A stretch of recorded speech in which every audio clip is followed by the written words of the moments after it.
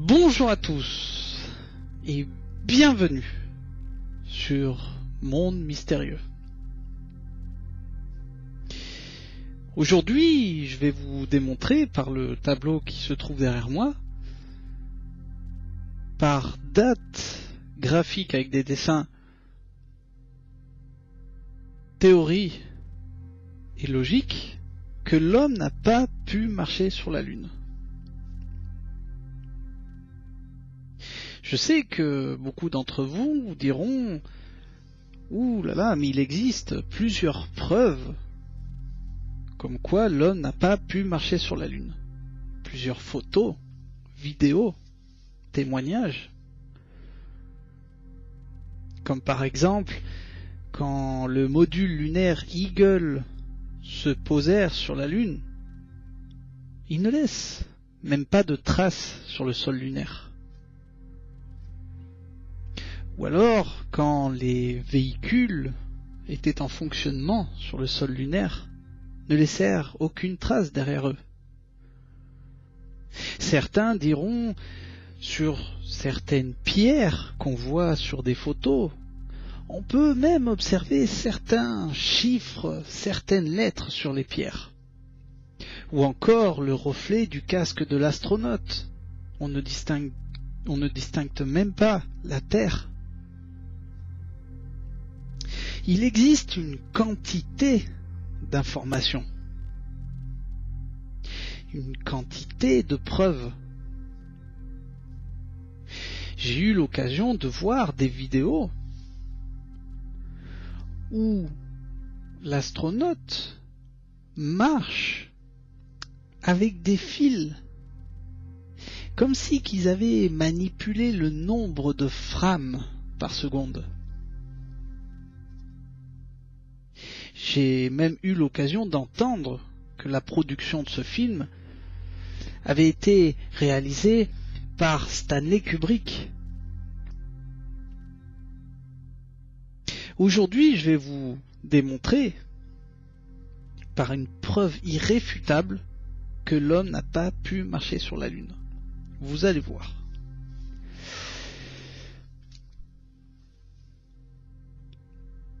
Je vais représenter la Terre. Voici la Terre.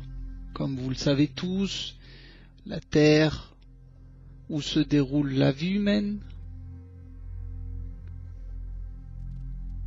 votre vie quotidienne. Je la représente rupestrement, bien sûr. Ne vous arrêtez pas sur les graphiques. Mais je vais essayer de le détailler un maximum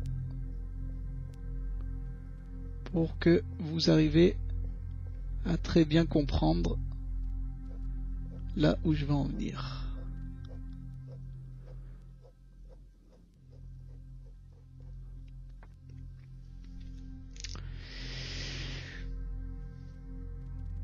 Si par exemple, certains d'entre vous, après avoir parcouru un certain nombre de kilomètres en voiture, vous prenez votre voiture, vous parcourez un certain nombre de kilomètres, et que vous roulez en moyenne entre 120 km/h ou 130 km/h, pour ceux qui roulent à 130 km/h, en sortant de votre voiture et sans le vouloir, en touchant la carrosserie, vous prenez ce qu'on appelle la fameuse électricité statique. Une décharge désagréable à faible densité, bien sûr, qui se produit avec le frottement de l'air.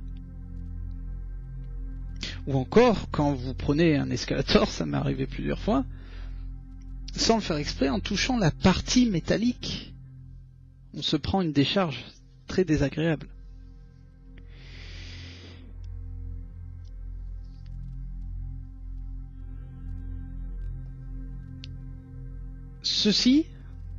Cette théorie est exactement la même en plus grand.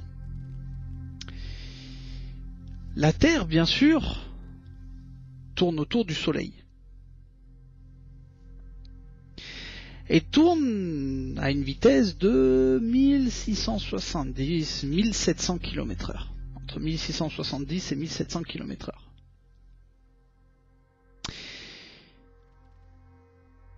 Dans l'espace, il n'existe pas, vous allez me dire, dans l'espace, il n'existe pas d'oxygène, il n'y a pas d'oxygène, il n'y a pas d'air. Ceci est partiellement vrai. L'espace est rempli de rayons cosmiques et de vents solaires. Ces rayons cosmiques et ces vents solaires, au passage de la Terre, produisent des radiations et des ceintures qui sont infranchissables.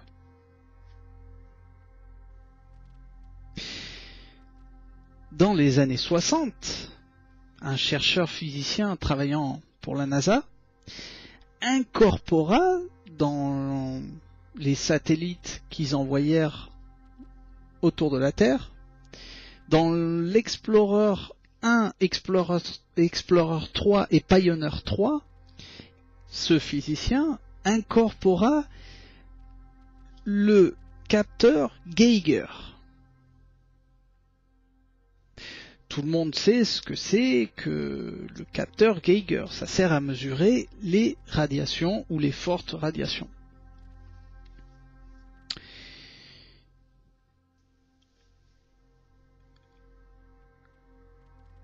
En 1969 furent envoyés l'Apollo 11.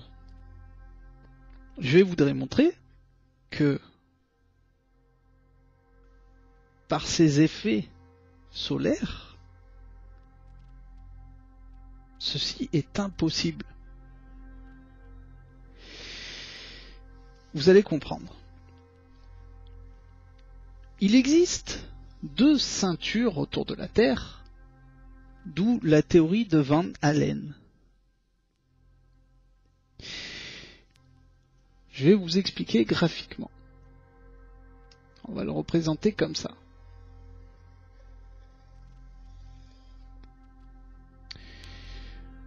Ce que je suis en train de dessiner est la première ceinture intérieure de la Terre. Alors, je vais le représenter un peu en 3D pour que vous arriviez à très bien comprendre. Comme ceci.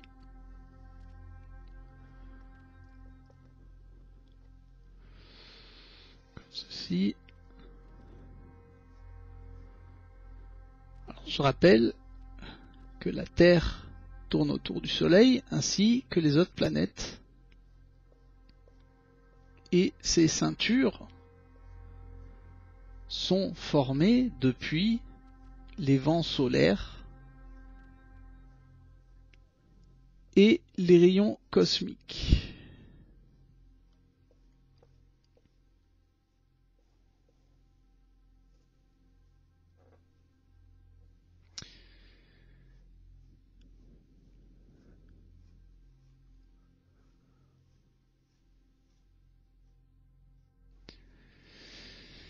Ceci est la ceinture intérieure de la Terre. Je vais le noter. La ceinture intérieure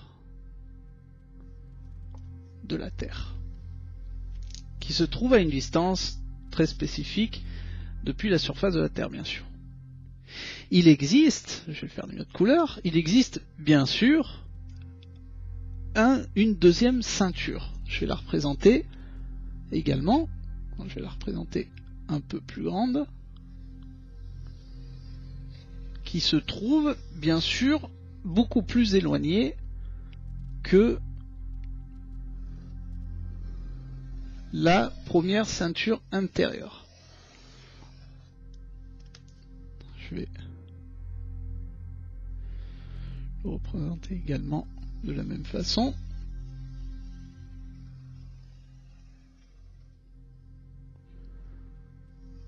Qui se trouve un peu plus grande, bien sûr.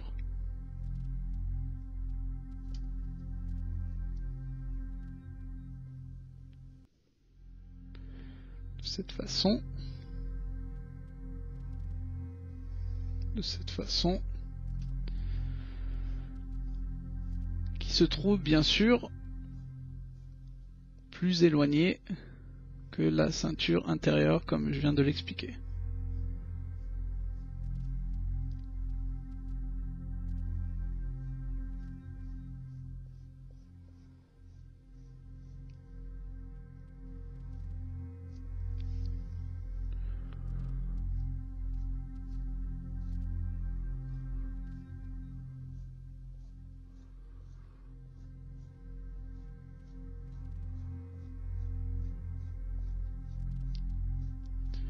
Je détaille un maximum pour que les auditeurs arrivent à comprendre parfaitement là où je veux en venir. Bien. Cette ceinture est la ceinture extérieure. Je vais le noter également. Ext pour extérieur.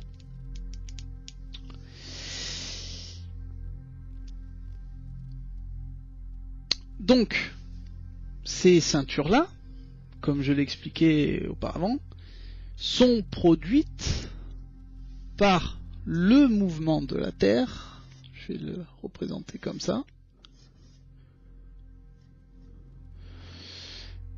Autour du Soleil. Donc je représente quand même le Soleil qui est important.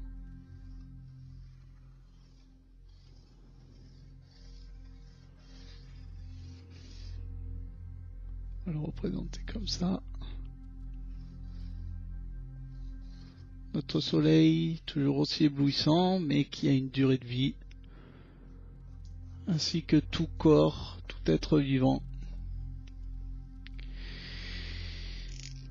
Comme je l'expliquais, de la même façon que l'électricité statique, suite au vent solaire répétitif et aux rayons cosmiques, il se forment ces anneaux. Donc si je prends la Terre et suite aux rayons cosmiques se forment ces anneaux.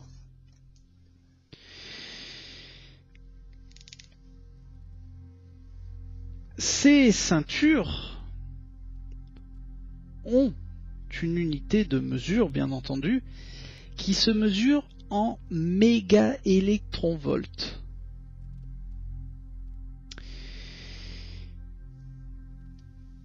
La ceinture extérieure se trouve environ entre 13 000 et 60 000 km. Alors, je vais le représenter comme ceci, depuis la surface de la Terre. Je vais le représenter comme ça. Puis la surface de la Terre. Entre 13 000 et 60 000. 13 000 km de la Terre et 60 000 km de la Terre. Ce qui fait quand même une différence de 47 000 km. C'est énorme. La ceinture intérieure se trouve entre 1000 et 6000 km. Je vais l'écrire également.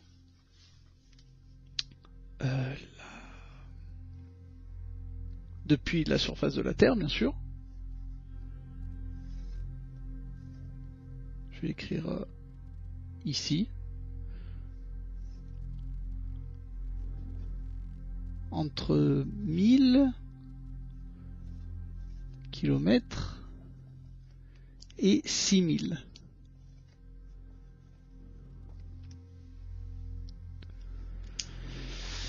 Comme je le disais à l'instant, ces ceintures ont une unité de mesure électrique. La ceinture extérieure, ces ceintures se mesurent en mégaélectronvolts, comme je le disais. La ceinture extérieure est entre 0,1 et 10 mégaélectronvolts. Je vais le noter également. Alors,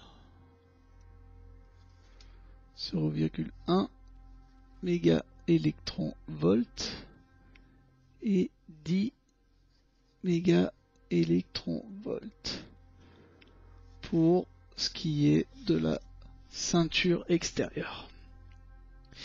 C'est là que c'est assez incroyable. La ceinture intérieure, quant à elle, mesure entre 100 et 400 mégaélectronvolts. Je vais le noter également. La ceinture intérieure entre 100 mégaélectronvolts et 400 mégaélectronvolts.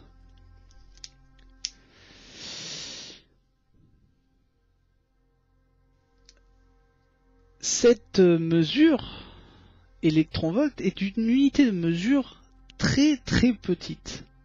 C'est pour ça que ces ceintures sont tellement chargées qu'on le mesure en mégaélectronvolts. Qu'est-ce que cela représente? Laissez-moi vous raconter quelques histoires.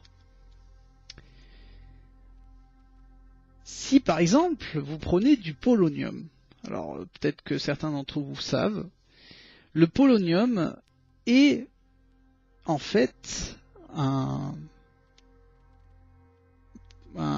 poison, on va dire, certaines personnalités connues ont été assassinées, si je puis dire, avec du polonium, rien qu'en le mettant dans les vêtements, dans la poche, et en très peu de temps, en un court laps de temps, la personne attrape un cancer et meurt.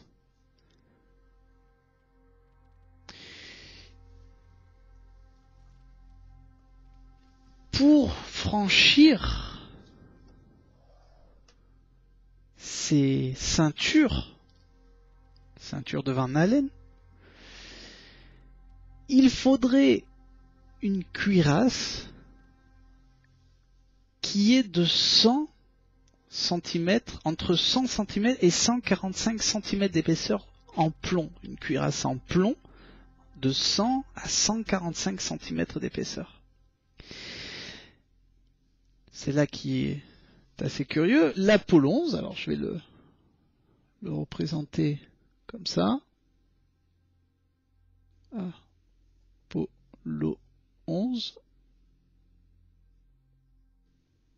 L'Apollo 11 avait une cuirasse qui mesurait entre 3,5, alors avait une cuirasse en aluminium, qui mesurait entre 3,5 mm et 3,4 pouces pour les parties les plus épaisses. Comment cela est-il possible?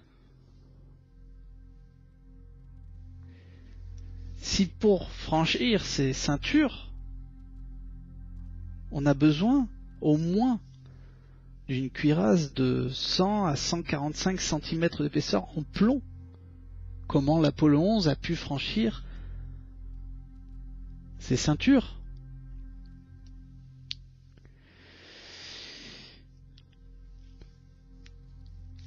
Je vais vous donner une autre anecdote. 200 mégaélectronvolts, c'est l'énergie qui se libère à moitié d'un réacteur lors d'une fission nucléaire. Depuis l'uranium 235 ou du plutonium 239. 200 mégaélectronvolts. La ceinture intérieure fait entre 100 et 400 mégaélectronvolts. Comment l'Apollo 11 a pu passer? Les astronautes seraient littéralement morts.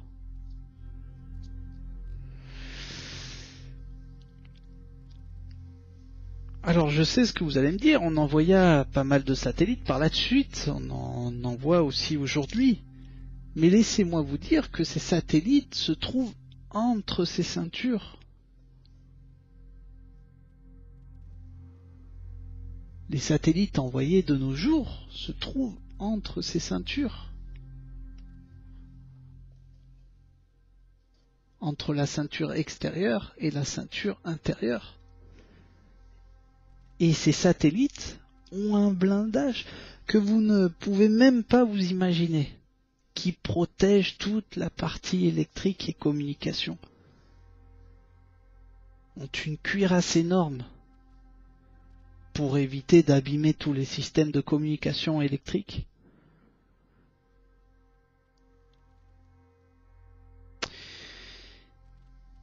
Il existe un effet qui s'appelle l'effet Cherenkov. Alexeyevich Cherenkov a eu le prix Nobel en 1958. Laissez-moi vous raconter ce que c'est. Qu'est-ce qu'est l'effet Cherenkov? L'effet Cherenkov se produit lors d'une fission nucléaire et apparaît une éblouissante lumière bleue, d'où cette charge électrique ionise l'air et charge l'air électriquement, ce qui produit un effet d'éblouissement bleu. Je vais vous raconter une anecdote. Lors de l'explosion de la centrale de Tchernobyl, un technicien de maintenance qui travaillait sur le site a témoigné que après l'explosion où le toit a explosé dans le ciel, a commenté, a dit qu'il voyait une lumière bleue inexplicable sortir du réacteur de Tchernobyl. On lui expliqua par la suite que c'était l'effet Cherenkov. Malheureusement, ce technicien mourra très peu de temps après.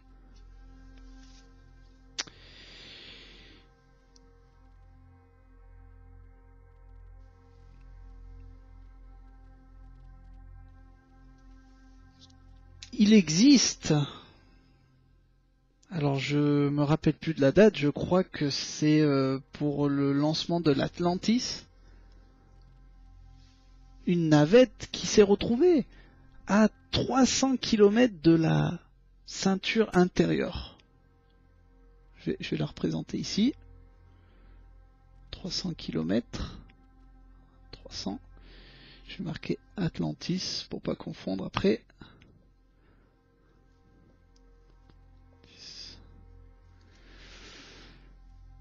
Les astronautes rapportèrent, après leur mission, qu'en s'arrêtant à 300 km de la ceinture intérieure, même ayant les yeux fermés, étaient éblouis par des lumières qui passaient en regardant les hublots. L'astronaute était devant le hublot et même en ayant les yeux fermés, voyait ces lumières éblouissantes passer. C'était l'effet Cherenkov. Je répète que dans l'espace, il n'y a pas d'air ni d'oxygène, mais qu'il existe des rayons cosmiques et des vents solaires.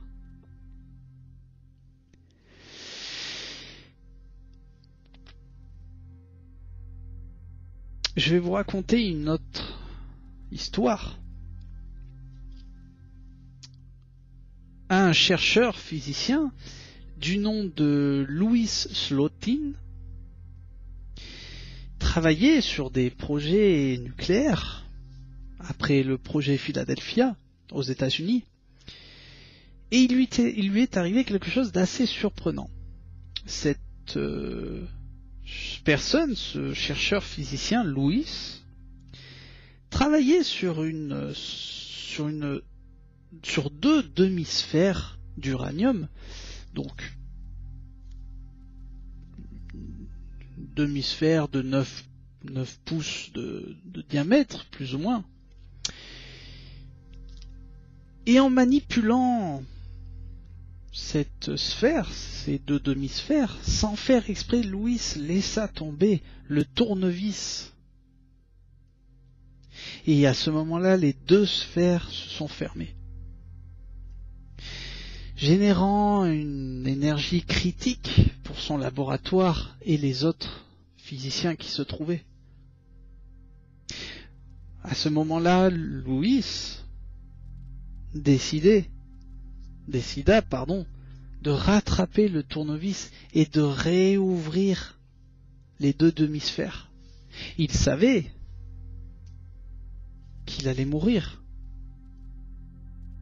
mais avec son sang-froid, sauva les 7 autres physiciens qui se trouvaient dans le laboratoire.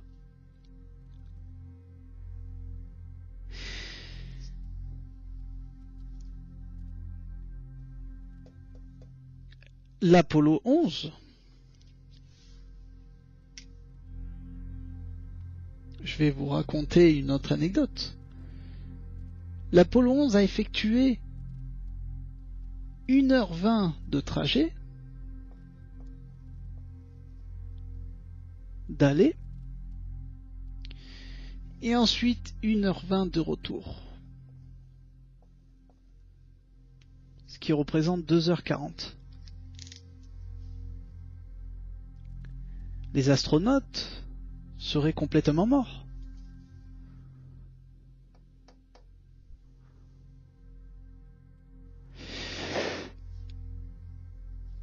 Comment l'Apollo 11 a pu passer ces ceintures de Van Allen?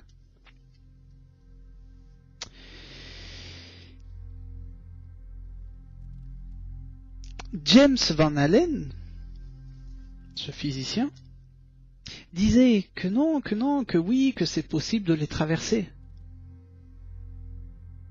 Je rappelle que James Van Allen travaillait pour la NASA et ne pouvait pas contredire les ordres de ses chefs.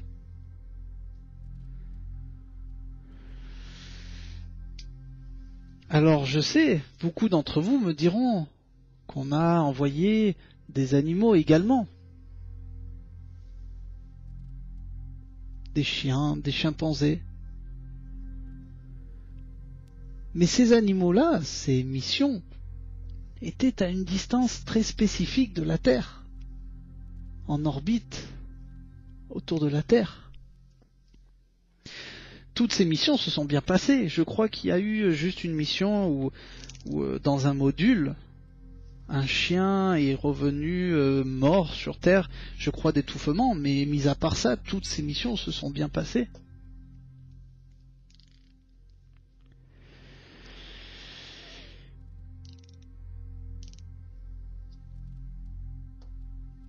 Ce sont les Russes qui envoyèrent en premier un animal dans un module. Mais parlons des Russes. Parlons des Russes. Comme par hasard, ce sont les Russes qui envoyèrent en premier un animal en orbite autour de la Terre. Comme par hasard, ce sont les Russes qui envoyèrent en premier un homme dans un module.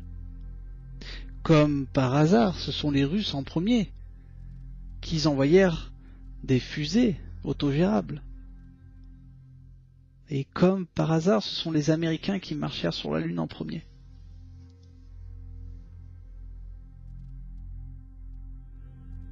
Est-ce que les Russes connaissaient ce danger? Connaissaient ces ceintures de Van Allen? Est-ce que les Russes savaient?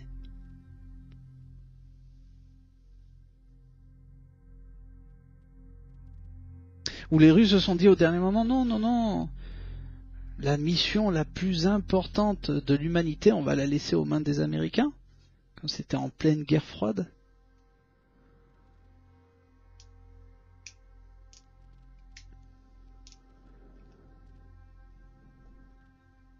Est-ce que l'Apollo 11 fut une fiction? Dans ce cas, cela n'a jamais existé. Dans ce cas, Apollo 12, 13, 14, 15, 16 n'ont jamais existé également?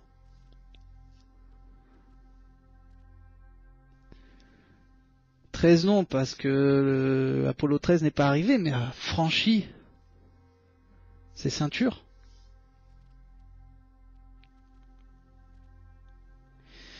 Et après, qu'est-ce qu'ils viennent de nous parler? Qu'est-ce qu'ils viennent nous parler de Mars? Des missions de Mars?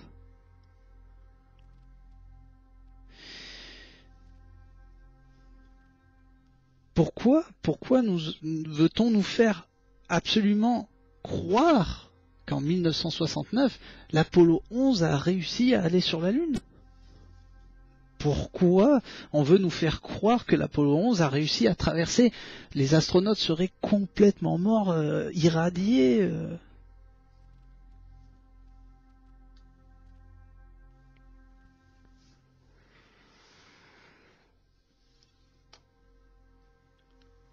Je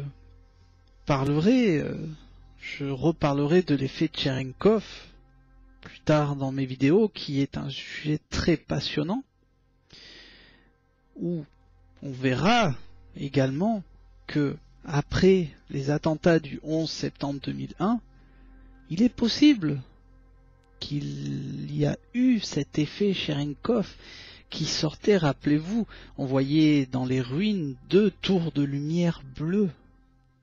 Était-ce l'effet Cherenkov? J'en parlerai dans mes vidéos. Je vais dédier un vidéoprogramme consacré uniquement au 11 septembre 2001. Je ne serai pas tout seul à en parler. Je serai avec quelqu'un qui va m'aider à en parler, mais je consacrerai une vidéo là-dessus. Je reviendrai donc sur l'effet Cherenkov. Et vous verrez que tout ceci est vraiment mystérieux.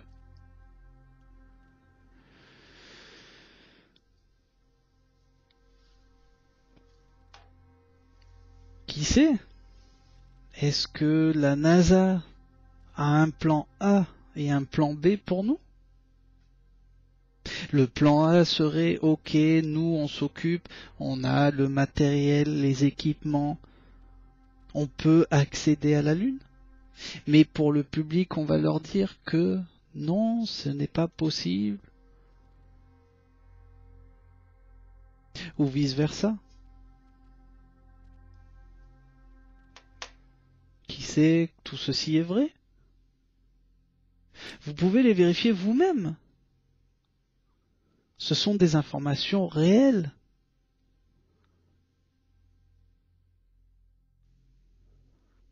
Comme je vous dis à chaque fois, ne vous laissez pas piéger sur le système du contrôle humain.